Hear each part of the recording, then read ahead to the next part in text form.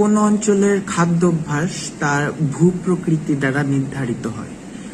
যেমন আমরা যদি মধ্যপ্রাচ্যের কথা বলি বা সাইবেরিয়ান অঞ্চলের কথা বলি, সেখানে কিন্তু গাছপালা শাকসবজি পাওয়া যায় না। সো ওখানকার মানুষ প্রাণীজ খাবার খায়, মাংস, দুধ এগুলো খায়। বাট আমরা যদি ইস্টের দিকে আসি, স্পেশালি ইন্ডিয়ান সাবকন্টিনেন্ট, এখানে কিন্তু প্রচুর শাকসবজি, ফল ফলাদি পাওয়া যায়। সেখানে ভেজিটেরিয়ানিজমটা একটু বেশি উৎসাহিত হয়েছে ওভার দ্য ইয়ার্স অ্যাকচুয়ালি।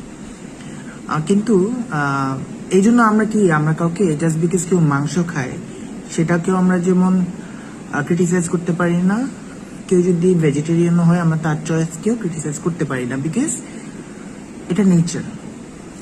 ওকে, আমরা ন্যাচারাল চেইন দ্বারা আবদ্ধ।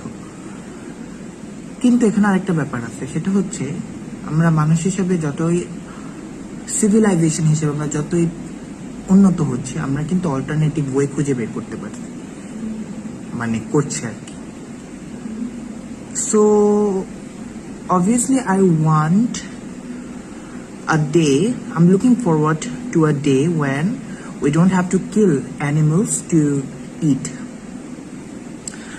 আমিষ খাবো না তার মানে আমরা অবভিয়াসলি খাবো, বাট সেটা খাওয়ার জন্য আমি সেই দিনের অপেক্ষা করতেছি যখন আমাদের প্রাণী মারতে হবে না।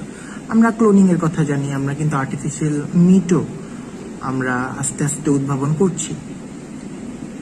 সো হ্যাঁ, তো যতদিন না পর্যন্ত আমরা ওই জায়গায় যাচ্ছি, আমরা খেতেই পারি।